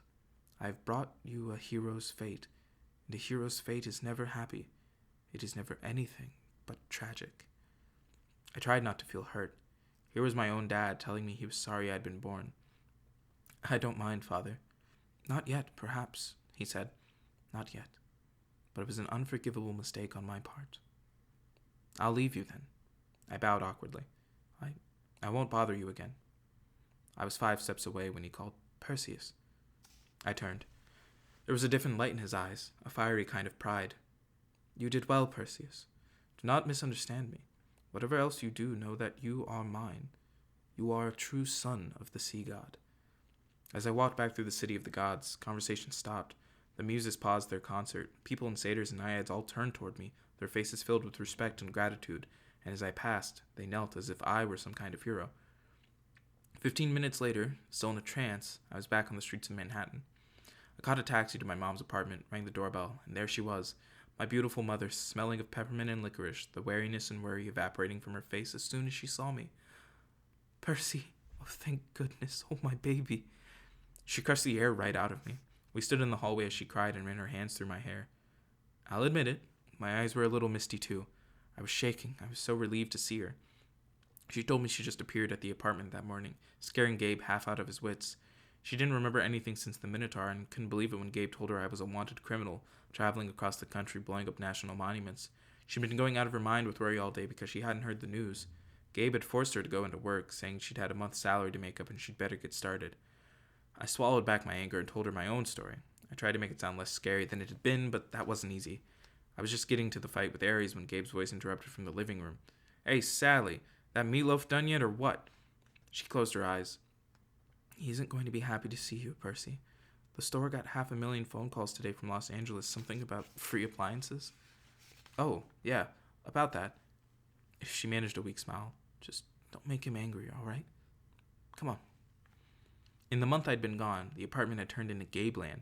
Garbage was ankle deep on the carpet. The sofa had been reupholstered in beer cans. Dirty socks and underwear hung off the lampshades. Gabe and 3 of his big goony friends were playing poker at the table. When Gabe saw me, his cigar dropped out of his mouth. His face got redder than lava. You got nerve coming here, you little punk. I thought the police... He's not a fugitive after all, my mom interjected. Isn't that wonderful, Gabe? Gabe looked back and forth between us. He didn't seem to think my homecoming was so wonderful. Bad enough I had to give back your life insurance money, Sally, he growled. Give me the phone. I'll call the cops. Gabe, no. He raised his eyebrows. Did you just say no? You think I'm going to put up with this punk again? I can still press charges against him for ruining my Camaro. But... He raised his hand and my mother flinched. For the first time, I realized something. Gabe had hit my mother. I didn't know when or how much, but I was sure he'd done it. Maybe it had been going on for years when I wasn't around. A balloon of anger started expanding in my chest. I came toward Gabe, instinctively taking my pen out of my pocket. He just laughed. What, punk? You gonna write on me? You touch me and you're going to jail forever, you understand? Hey, Gabe, his friend Eddie interrupted. He's just a kid. Gabe looked at him resentfully and mimicked in a falsetto voice. Just a kid. His other friends laughed like idiots. I'll be nice to you, punk. Gabe showed me his tobacco-stained teeth. I'll give you 5 minutes to get your stuff and clear out. After that, I call the police. Gabe, my mother pleaded. He ran away, Gabe told her. Let him stay gone. I was itching to uncap Riptide, but even if I did, the blade wouldn't hurt humans. And Gabe, by the loosest definition, was a human. My mother took my arm. Please, Percy. Come on, we'll go to your room. I let her pull me away, my hands still trembling with rage. My room had been completely filled with Gabe's junk. There were stacks of used car batteries, a rotting bouquet of sympathy flowers with a card from somebody who had seen his Barbara Walters interview. "Gabe is just upset, honey," my mother told me. "I'll talk to him later. I'm sure it'll work out." "Mom, it'll never work out. Not as long as Gabe's here." She wrung her hands nervously. I'll take you to work with me for the rest of the summer. In the fall, maybe there's another boarding school." "Mom." She lowered her eyes. "I'm trying, Percy. I need some time." A package appeared on my bed. At least I could have sworn it hadn't been there a moment before. It was a battered cardboard box about the right size to fit a basketball. The address on the mailing slip was in my own handwriting. The Gods, Mount Olympus, 600th floor, Empire State Building, New York, New York. With best wishes, Percy Jackson. Over the top in black marker in a man's clear, bold print was the address of our apartment and the words, "Return to sender." Suddenly I understood what Poseidon had told me on Olympus. A package. A decision. "Whatever else you do, know that you are mine. You are a true son of the sea god." I looked at my mother. "Mom, do you want Gabe gone?" "Percy, it isn't that simple. Mom, just tell me. That jerk has been hitting you. Do you want him gone or not?" She hesitated, then nodded almost imperceptibly. "Yes, Percy, I do. And I'm trying to get up my courage to tell him, but you can't do this for me. You can't solve my problems." I looked at the box. I could solve her problem. I wanted to slice that package open, plop it on the poker table, and take out what was inside. I could start my very own statue garden right there in the living room. That's what a Greek hero would do in the stories, I thought. That's what Gabe deserves.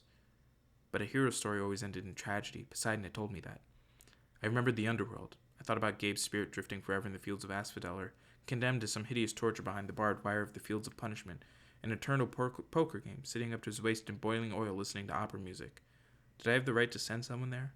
Even Gabe? A month ago, I wouldn't have hesitated. Now, I can do it. I told my mom, "One look inside this box and it'll never bother you again." She glanced at the package and seemed to understand immediately. "No, Percy," she said, stepping away. "You can't. Poseidon called you a queen," I told her. "He said he hadn't met a woman like you in 1,000 years.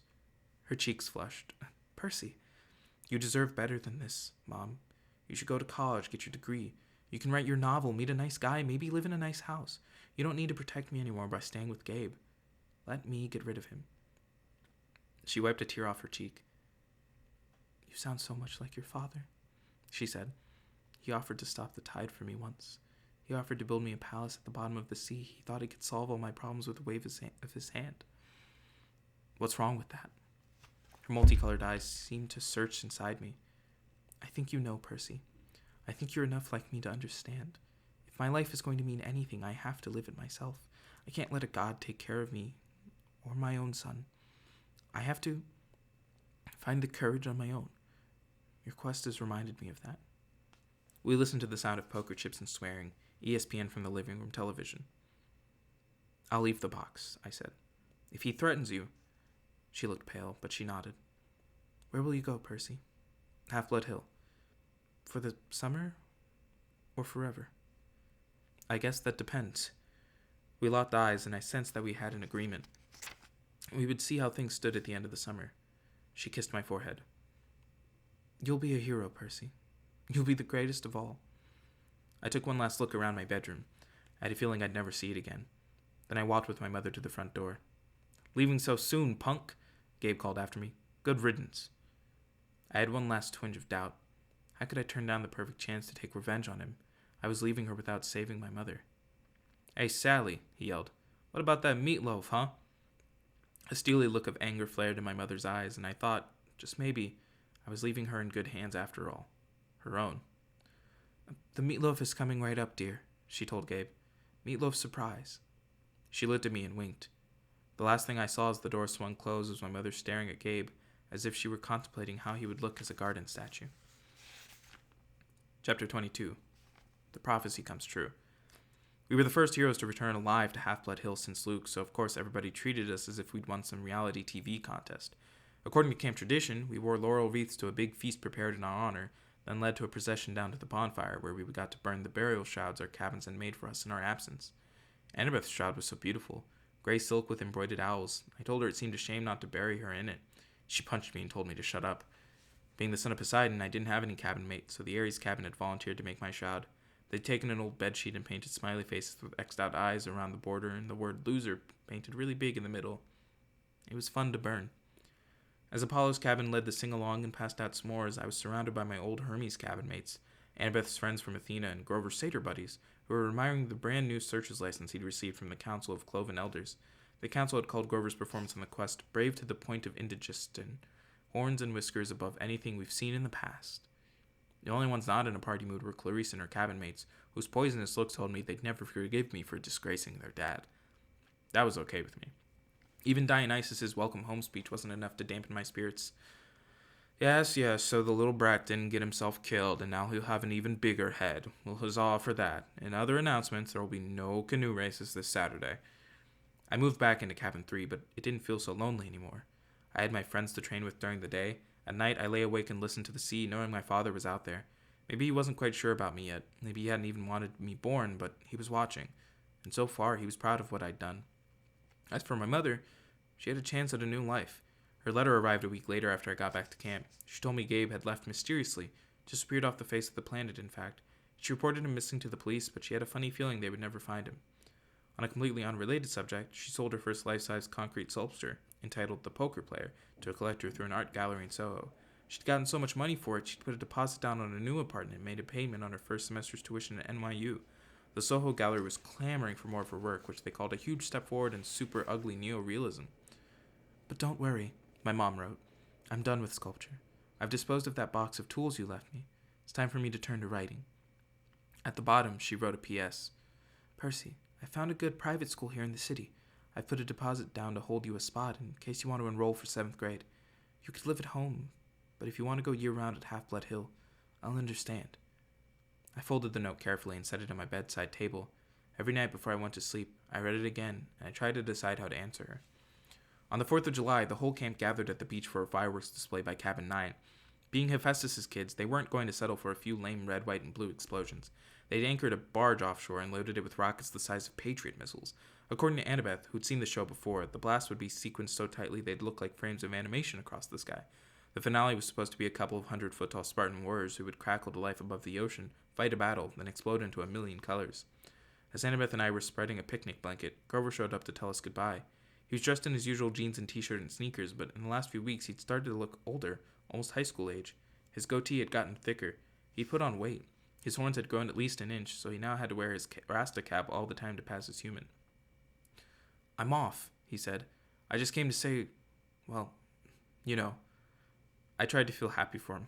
After all, it wasn't every day a satyr got permission to go look for the great god Pan. But it was hard saying goodbye. I'd only known Grover a year, yet he was my oldest friend. Annabeth gave him a hug. She told him to keep his fake feet on.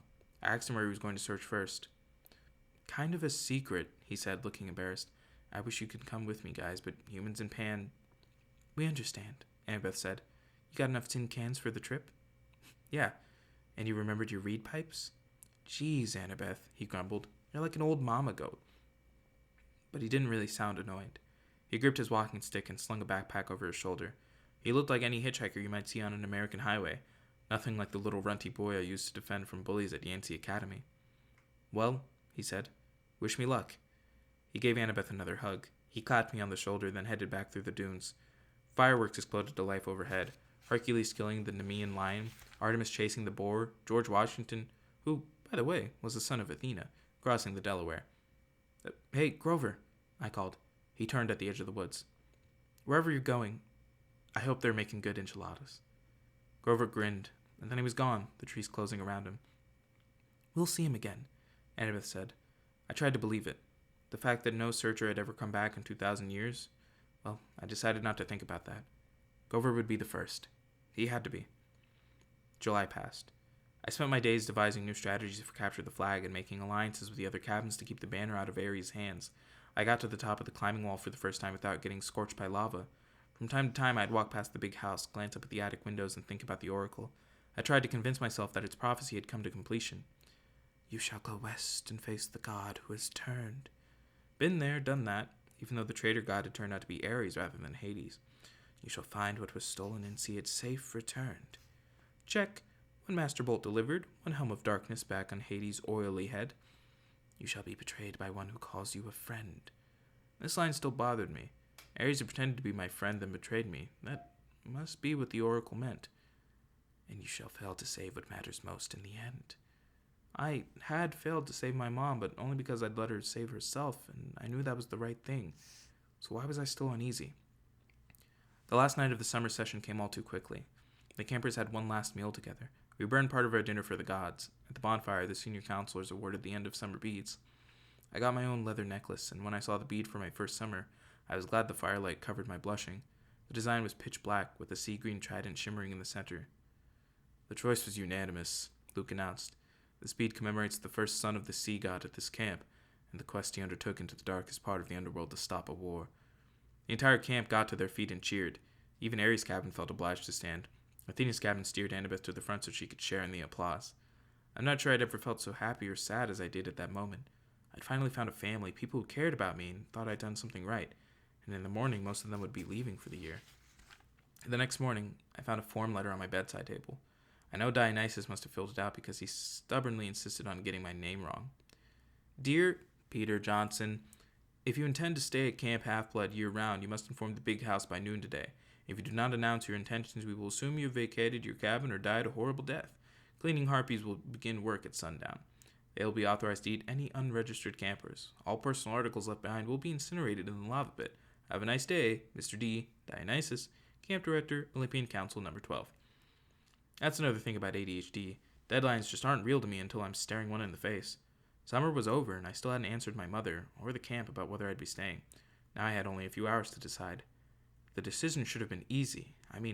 9 months of hero training or 9 months of sitting in a classroom, duh. But there was my mom to consider. For the first time, I had the chance to live with her for a whole year without Gabe. I had a chance to be at home and knock around the city in my free time. I remembered what Annabeth had said so long ago on our quest. The real world is where monsters are. That's where you learn whether you're any good or not. I thought about the fate of Thalia, the daughter of Zeus. I wondered how many monsters would attack me if I left Half-Blood Hill.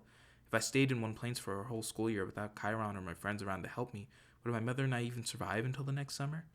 That was assuming the spelling test and 5-paragraph essays didn't kill me. I decided I'd go down to the arena and do some sword practice. Maybe that would clear my head. The campgrounds were mostly deserted, shimmering in the August heat. All the campers were in their cabins, packing up, or running around with brooms and mops, getting ready for final inspection. Argus was helping some of the Aphrodite kids haul their Gucci suitcases and makeup kits over the hill, where the camp's shuttle bus would be waiting to take them to the airport. Don't think about leaving yet, I told myself. Just train. I got to the sword fighters arena and found that Luke had had the same idea. His gym bag was plopped at the edge of the stage. He was working solo, wailing on battle dummies with a sword I'd never seen before. It must have been a regular steel blade because he was slashing the dummies' heads right off, stabbing through their straw-stuffed guts. His orange counselor shirt was dripping with sweat. His expression was so intense, his life might have really been in danger. I watched, fascinated, as he disemboweled the whole row of dummies, hacking off limbs and basically reducing them to a pile of straw and armor. They were only dummies, but I still couldn't help being awed by Luke's skill. The guy was an incredible fighter. It made me wonder again how he possibly could have failed at his quest. Finally, he saw me and stopped mid-swing. Percy. Oh, sorry, I said, embarrassed. It's okay, he said, lowering his sword. Just doing some last-minute practice. Those dummies won't be bothering anybody anymore. Luke shrugged. We build new ones every summer. Now that his sword wasn't whirling around, I could see something odd about it. The blade was 2 different types of metal. One edge bronze, the other steel. Luke noticed me looking at it. Oh, this. New toy. This is Backbiter. Backbiter? Luke turned the blade in the light so it glinted wickedly. One side is celestial bronze, the other is tempered steel. Works on mortals and immortals both. I thought about what Chiron had told me when I started my quest, that a hero should never harm mortals unless absolutely necessary. I didn't know they could make weapons like that. They probably can't, Luke agreed. It's one of a kind. He gave me a tiny smile, then slid the sword into his scabbard. Listen, I was going to come looking for you. What do you say we go down to the woods in less time, look for something to fight? I don't know why I hesitated. I should have felt relieved that Luke was being so friendly. Ever since I gotten back from the quest, he'd been acting a little distant. I was afraid he might resent me for all the attention I'd gotten. You think it's a good idea? I asked. Oh, come on. He rummaged in his gym bag and pulled out a 6-pack of Cokes. Drinks are on me. I stared at the Cokes, wondering where the heck he'd gotten them. There was no regular mortal sodas at the camp store. No way to smuggle them in unless you talked to a satyr, maybe. Of course, the magic dinner goblets would fill with anything you want, but it just didn't taste the same as a real Coke straight out of the can. Sugar and caffeine, my willpower crumbled. Sure, I decided. Why not? We walked down to the woods and kicked around for some kind of monster to fight, but it was too hot. All the monsters with any sense must have been taking siestas in their nice, cool caves. We found a shady spot by the creek where I'd broken Clarice's spear during my first capture of the flag game. We sat on a big rock, drank our cokes, and watched the sunlight in the woods. After a while, Luke said, "You miss being on a quest?" "With monsters attacking me every 3 feet? Are you kidding?" Luke raised an eyebrow. "Yeah, I miss it," I admitted. "You?" A shadow passed over his face. I was used to hearing from the girls how good-looking Luke was, but at that moment he looked weary and angry, and not at all handsome. His blonde hair was gray in the sunlight. The scar on his face looked deeper than usual. I could imagine him as an old man. "I've lived at Half-Blood Hill year-round since I was 14, he told me. "Ever since Thalia. Well, you know. I trained and trained and trained. I never got to be a normal teenager out there in the real world. Then they threw me one quest, and when I come back, it was like, okay, ride's over. Have a nice life." He crumpled his Coke can and threw it into the creek, which really shocked me. One of the first things you learn at Camp Half-Blood is don't litter. You'll hear from the nymphs and the naiads. They'll get even. You'll claw into bed one night and find your sheets filled with centipedes and mud. "The heck with laurel wreaths," Luke said. "I'm not going to end up like those dusty trophies in the big house attic." "You make it sound like you're leaving." Luke gave me a twisted smile. "Oh, I'm leaving, all right, Percy. I brought you down here to say goodbye." He snapped his fingers. A small fire burned a hole in the ground at my feet. I recalled something glistening black about the size of my hand. A scorpion. I started to go for my pen. "I wouldn't," Luke cautioned. "Bit scorpions can jump up to 15 feet. Its stinger can pierce right through your clothes. You'll be dead in 60 seconds. "Luke, what?" Then it hit me. "You will be betrayed by one who calls you a friend." "You," I said. He stood calmly and brushed off his jeans. The scorpion paid him no attention and kept its beady black eyes on me, clamping its pincers as it crawled onto my shoe. "I saw a lot out there in the world, Percy," Luke said. "Didn't you feel it? The darkness gathering, the monsters growing stronger. Didn't you realize how useless it all is? All the heroics being pawns of the gods. They should have been overthrown thousands of years ago, but they've hung on thanks to us half-bloods." I couldn't believe what was happening. "Luke, you're talking about our parents," I said. He laughed. "That's supposed to make me love them? Their precious Western civilization is a disease, Percy. It's killing the world. The only way to stop it is to burn it to the ground, start over with something more honest." "You're as crazy as Ares." His eyes flared. "Ares is a fool. He never realized the true master he was serving. If I had time, Percy, I could explain, but I'm afraid you won't live that long." The scorpion crawled onto my pant leg. There had to be a way out of this. I needed time to think. "Kronos," I said. "That's who you serve." The air got colder. "You should be careful with names," Luke warned. "Kronos got you to steal the Master Bolt and the helm. He spoke to you in your dreams." Luke's eyes twitched. "He spoke to you too, Percy. You should have listened." "He's brainwashing you, Luke. You're wrong. He showed me that my talents are being wasted. You know what my quest was 2 years ago, Percy? My father, Hermes, wanted me to steal a golden apple from the garden of the Hesperids and return it to Olympus. After all the training I'd done, that was the best he could think up." "That's not an easy quest," I said. "Hercules did it." "Exactly," Luke said. "Where's the glory in repeating what others have done? All the gods know how to do is replay their past. My heart wasn't in it. The dragon in the garden gave me this." He pointed angrily at his scar, and when I came back, all I got was pity. I wanted to pull Olympus down stone by stone right then, but I bided my time. I began to dream of Kronos. He convinced me to steal something worthwhile, something no hero had ever had the courage to take. When we went on that winter solstice field trip while the other campers were asleep, I snuck into the throne room and took Zeus's Master Bolt right from his chair. Hades' Helm of Darkness, too. You wouldn't believe how easy it was. The Olympians are so arrogant. They never dreamed someone would dare steal from them. Their security's horrible. I was halfway across New Jersey before I heard the storms rumbling, and I knew they'd discovered my theft.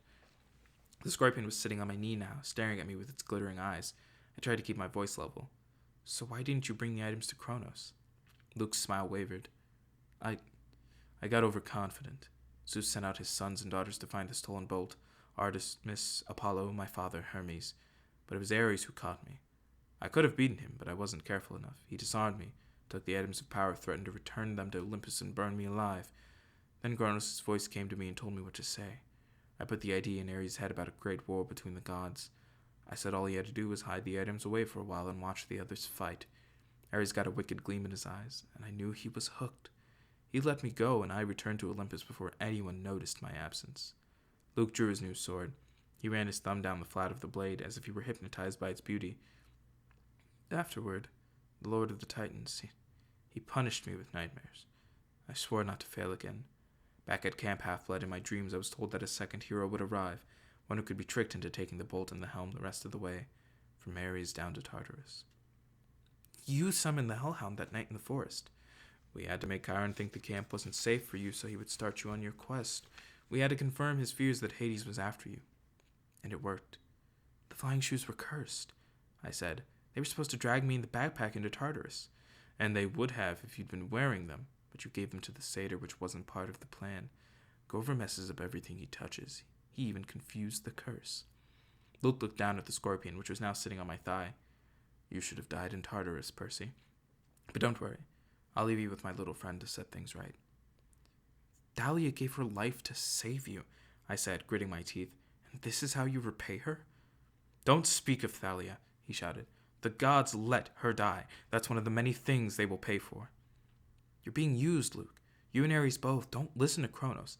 I've been used? Luke's voice turned shrill. Look at yourself.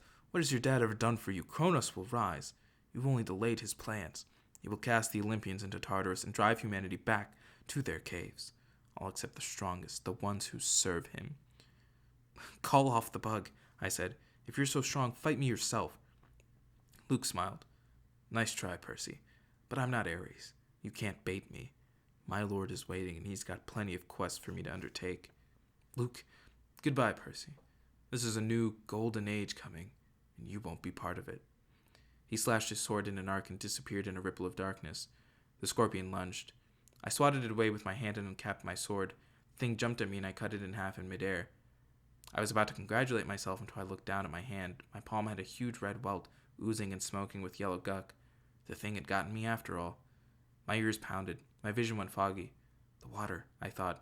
It healed me before. I stumbled to the creek and submerged my hand, but nothing seemed to happen. The poison was too strong. My vision was getting dark. I could barely stand up. 60 seconds. Luke had told me. I had to get back to camp. If I collapsed out here, my body would be dinner for a monster. Nobody would ever know what happened. My legs felt like lead. My forehead was burning. I stumbled toward the camp, and the nymphs stirred from their trees. Help, I croaked. Please. 2 of them took my arms, pulling me along. I remember making it to the clearing, a counselor shouting for help, a centaur blowing a conch horn. Then everything went black. I woke with a drinking straw in my mouth. I was sipping something that tasted like liquid chocolate chip cookies. Nectar. I opened my eyes. I was propped up in bed in the sick room of the big house, my right hand bandaged like a club. Argus stood guard in the corner. Annabeth sat next to me, holding my nectar glass and dabbing a washcloth on my forehead. Here we are again, I said. You idiot, Annabeth said, which is how I knew she was overjoyed to see me conscious. You were green and turning gray when we found you, if it weren't for Chiron's healing. No, Chiron's voice said. Percy's constitution deserves some of the credit. He was sitting near the foot of my bed in human form, which was why I hadn't noticed him yet. His lower half was magically compacted into the wheelchair, his upper half dressed in a coat and tie. He smiled, but his face looked weary and pale, the way it did when he'd been up all night grading Latin papers. How are you feeling? He asked. Like my insides have been frozen, then microwaved. Apt, considering that was pit scorpion venom. Now you must tell me, if you can, exactly what happened. Between sips of nectar, I told them the story. The room was quiet for a long time. I can't believe that Luke... Annabeth's voice faltered. Her expression turned angry and sad. Yes, I can believe it. May the gods curse him. He was never the same after his quest. This must be reported to Olympus, Chiron murmured. I will go at once. Luke is out there right now, I said. I have to go after him. Chiron shook his head. No, Percy, the gods won't even talk about Kronos, I snapped. Zeus declared the matter closed. Percy, I know this is hard, but you must not rush out for vengeance. You aren't ready. I didn't like it, but part of me suspected Chiron was right. One look at my hand, and I knew I wasn't going to be sword fighting anytime soon. Chiron, your prophecy from the oracle, it was about Kronos, wasn't it? Was I in it? And Annabeth? Chiron glanced nervously at the ceiling. Percy, it isn't my place. You've been ordered not to talk to me about it, haven't you? His eyes were sympathetic but sad. You will be a great hero, child. I will do my best to prepare you, but if I'm right about the path ahead of you... Thunder boomed overhead, rattling the windows. All right, Chiron shouted. Fine. He sighed in frustration. The gods have their reasons, Percy. Knowing too much of your future is never a good thing. We can't just sit back and do nothing, I said. We will not sit back, Chiron promised. But you must be careful. Kronos wants you to come unraveled. He wants your life disrupted, your thoughts clouded with fear and anger. Do not give him what he wants. Train patiently. Your time will come. Assuming I live that long. Chiron put his hand on my ankle. You'll have to trust me, Percy. You will live, but first you must decide your path for the coming year. I cannot tell you the right choice. I got the feeling that he had a very definitive opinion, and I was taking all his willpower not to advise me. But you must decide whether to stay at Camp Half-Blood year-round or return to the mortal world for 7th grade and be a summer camper. Think on that. When I get back from Olympus, you must tell me your decision. I wanted to protest. I wanted to ask him more questions, but his expression told me there could be no more discussion. He'd said as much as he could. I'll be back as soon as I can, Chiron promised. August will watch over you. He glanced at Annabeth. Oh, and, my dear, whenever you're ready, they're here. Who's here? I asked. Nobody answered. Chiron rolled himself out of the room. I heard the wheels of his chair clunk carefully down the front steps, 2 at a time. Annabeth studied the ice in my drink. What's wrong? I asked her. Nothing. She set the glass on the table. I just took your advice about something. You, need anything? Yeah. Help me up. I want to go outside. Percy, that isn't a good idea. I slid my legs out of bed. Annabeth caught me before I could crumple to the floor. A wave of nausea rolled over me. Annabeth said, I told you. I'm fine, I insisted. I didn't want to lie in bed like an invalid while Luke was out there planning to destroy the Western world. I managed to step forward, then another, still leaning heavily on Annabeth. Argus followed us outside, but he kept his distance. By the time we reached the porch, my face was beaded with sweat. My stomach had twisted into knots, but I had managed to make it all the way to the railing.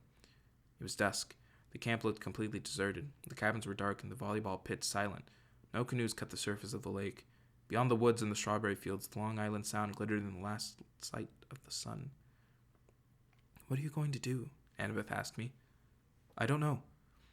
I told her I got the feeling Chiron wanted me to stay year-round to put in more individual training time, but I wasn't sure that's what I wanted. I admitted I'd feel bad about leaving her alone, though, with only Carice for company. Annabeth pursed her lips, then said quietly, I'm going home for the year, Percy. I stared at her. You mean to your dad's? She pointed toward the crest of Half-Blood Hill. Next to Thalia's pine tree at the very edge of the camp's magical boundaries, a family stood silhouetted. 2 little children, a woman, and a tall man with blonde hair. They seemed to be waiting. The man was holding a backpack that looked like the one Annabeth had gotten from Waterland in Denver. I wrote him a letter when we got back, Annabeth said. Just like you suggested. I told him I was sorry. I'd come home for the school year if he still wanted me. He wrote back immediately. We decided we'd give it another try.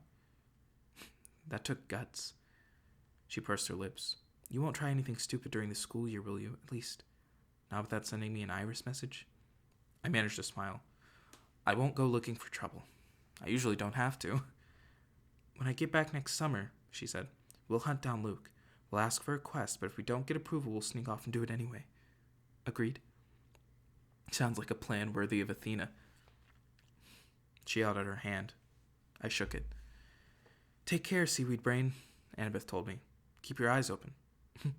You too, wise girl. I watched her walk up the hill and join her family. She gave her father an awkward hug and looked back at the valley one last time. She touched Thalia's pine tree, then allowed herself to be led over the crest and into the mortal world. For the first time at camp, I felt truly alone. I looked out at Long Island Sound and I remembered my father saying, the sea does not like to be restrained. I made my decision. I wondered, if Poseidon were watching, would he have approved of my choice? I'll be back next summer, I promised him. I'll survive until then. After all, I am your son. I asked Argus to take me down to Cabin 3 so I could pack my bags for home.